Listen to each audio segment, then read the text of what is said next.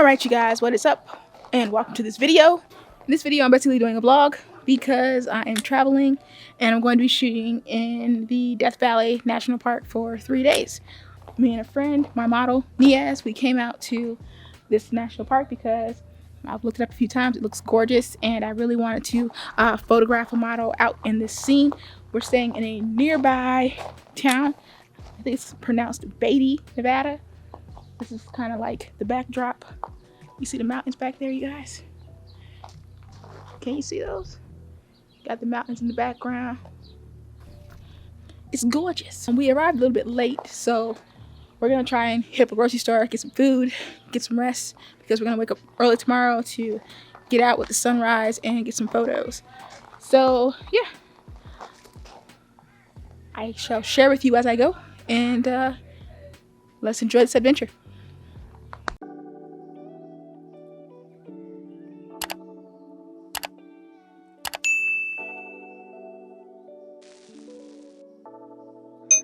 You may be wondering why I decided to call this series Hot Girl Summer. And I'm going to thank Niaz for this because on this trip we listened to a lot of Meg Thee Stallion and she inspired me. Her Hot Girl Summer last year in 2020 sounded like a good time to me. But unfortunately, I wasn't really going nowhere in 2020, so I couldn't really get out and do my version of a Hot Girl Summer. But for 2021, I could partake in my idea of a Hot Girl Summer, Talya style. Was making photographs, was building up my portfolio, was doing some fire portrait shoots. And that's what I'm trying to bring to y'all this summer. I'm trying to bring some heat in the form of photos.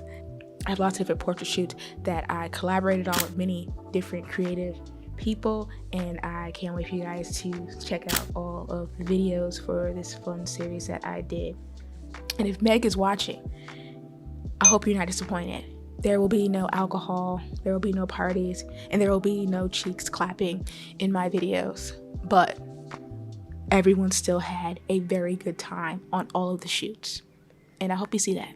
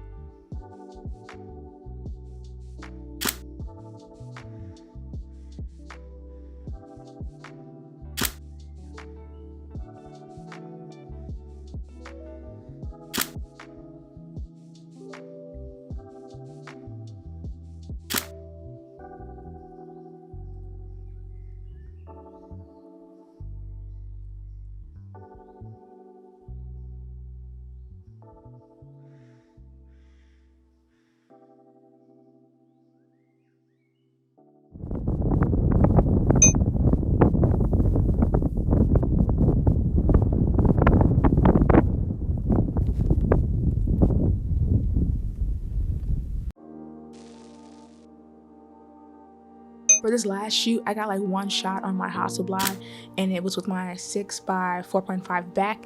What happened was when we got to this location, the 6x6 back ended up detaching from the Hasselblad body and it fell to the concrete road and it had a dent in it. So all the rest of these shots were shot on my Leica M3 using Ektar 100. This is the film stock I had used just to take pictures of the park, behind the scenes stuff, more landscape type things. All development and scans provided by Walters Camera Repair. If you're in the greater Los Angeles area, consider Walters for all your processing needs. And if you have a camera in need of servicing or repair, make Walters your go-to shop for quality and fair pricing. Website in the description below. And tell them Talya sent you.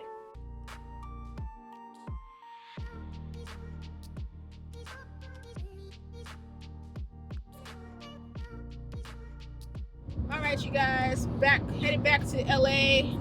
Today was the last day of shooting. We got up early, not sunrise early, but early enough to fix the... Okay, you guys, so we're done with Death Valley. Beautiful, beautiful national park. I think it might be my favorite national park that I've been to so far, and that's saying something. But then again, I didn't really get to get up in Big Sur when I went to Big Sur. I didn't get to get into it like I did at Death Valley. And But I do like it better than Joshua Tree as far as like deserts go. You can go 30 miles any direction in Death Valley and get a completely different landscape look, and I love that. There's so many options, especially like if you're a photographer and you want to shoot. There's so many beautiful options available to you in Death Valley. I highly recommend it. I'm gonna try and go back. Now I know to travel to Death Valley in the fall or the winter, because you really want to be able to go out and actually shoot. It was so uncomfortable to shoot. Like it's, what is it, like May? No, we're in June. It's like the first week of June. Time flies, y'all. Time flies.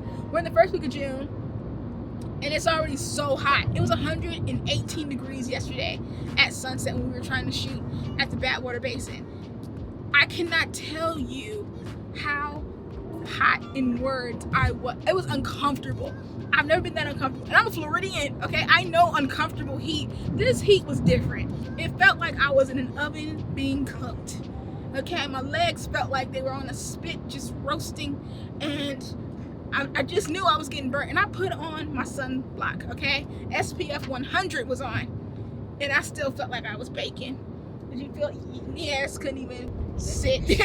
She was just like, let's go back to the car, let's go to the back. It was crazy, as we timed it to go just at sunset. We timed it to go just at sunset. We knew, okay, if we get there at sunset, exactly we were gonna have an hour for golden hour. We couldn't make it. The sun was dipping, but it was so hot that we could not take it.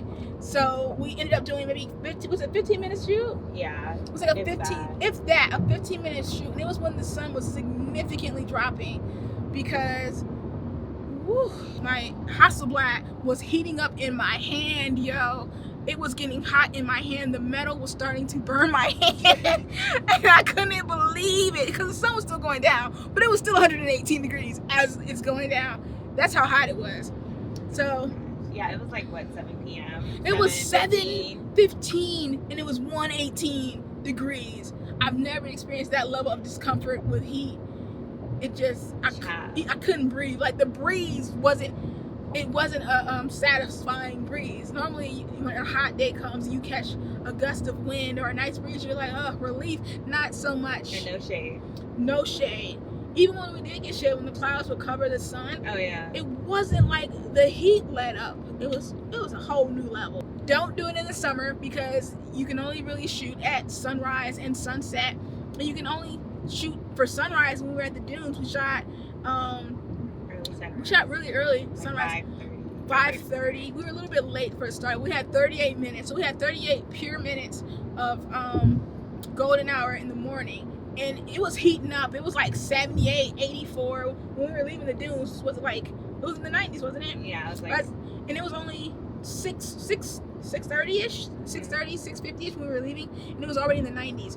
So that's hot, y'all. I also wanted to do this outro with Niaz of the trip for a little wrap up, because a lot of times I watch YouTube and I see photographers go out and shoot. They always, you always see them shooting out and about freely, moving around the towns, having a good time, and they look like they don't have any problems, they don't have any worries. And on my channel, I always try to keep it real with you guys and share my experience. So I didn't want to cheat you from knowing exactly what our experience was like staying in the town of Beatty, Nevada, and driving into Death Valley. So we did an Airbnb situation, because they're nice people. I like staying in a house, you get to see yourself kind of situation. It's cool.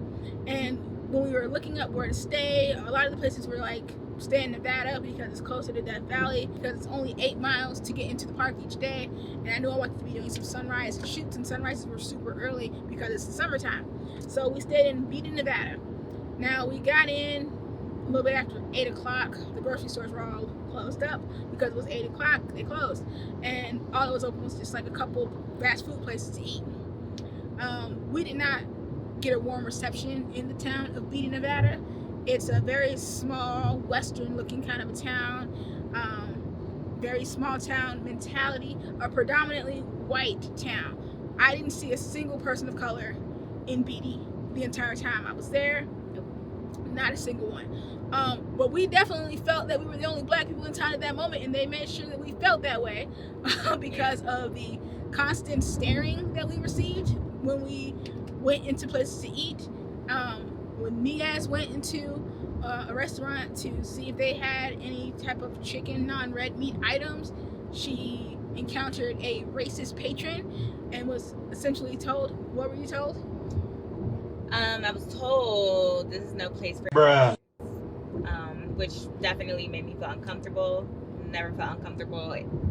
That level of uncomfortability in my life, and the tension was just very, very, very, very, very strong. Very strong. I left after that. Robbed of being able to shoot the following Oh morning. my gosh! I'm sorry. This is my best friend. Hold on. I know her f***ing car, bro.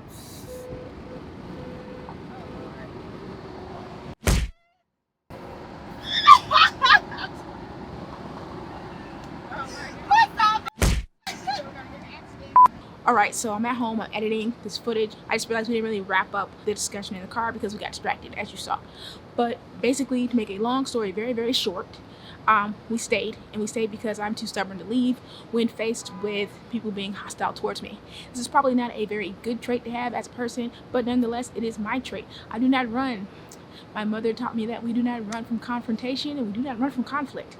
So, good or bad, we stayed, and because we stayed, we were able to wake up the next morning and to do morning sunrise shots at the dunes. We were able to get the sunset shots down at the flat saltwater basin, and then the following morning we also did another shoot where we were able to get even more shots at this location I had scouted on the way in. So I sent the photos off to Niaz a couple days ago. This is weeks later. It's the end of July right now. So I sent the photos off to Niaz so that she could see what we'd accomplished while we were there. Is my mic on? So I sent the photos off to Niaz a couple days ago to show her what we got done while we were out in Death Valley, and she was very impressed. She was very happy with the photos that we managed to finish, and she told me that she's happy that we stayed, and that meant a lot to me because I've been going back and forth with myself for weeks now as to if we should have stayed or who should have gone. Hearing her express how happy she was with the results of the photos and that she's happy that we stayed made me feel a lot better about the decision that I made to power through. And I guess at the end of the day, the lesson in the story is that no one gets to tell you that you don't belong somewhere. Who are they to tell you that? And never let anyone get away with that. You don't have to be like butting heads with people to convince them that you belong. All you have to do is be yourself and stay confident in the fact that you're not put on this earth by accident. You're meant to be here for a reason, and have the resolve that no one gets to tell you otherwise. No one. I included the story in my blog because sometimes when I go out, I do face adversity. I do have confrontations and conflicts with people who are just overstepping a lot of times. They're overstepping, they're going beyond their means to give me a hard time just because they feel entitled to do so. And I'm not really someone that's here for that. And I'm gonna start sharing more of those stories in my videos on the channel just so that you can kind of see what it's really like to be me taking photos as a woman, as a person of color in the United States, and even when I travel abroad. I will tell you this, when I travel abroad, I don't have these kind of problems. I'll tell you that much. It typically was a lot easier for me abroad, but seeing is believing, and so from now on I'm going to be more forthcoming and honest in the content that I put on this channel to truly reflect what my experience is. And I feel like that is the biggest gift that I can give to you all, and hopefully you enjoyed this video. If you did enjoy this video, please make sure to like it, as it helps me out a lot here on the YouTube platform. It tells the algorithm that the folks are watching, and I appreciate it. If you aren't yet, please subscribe to the channel because I would love to have you, and I will see you in the next one. All right, everybody, peace. Nice.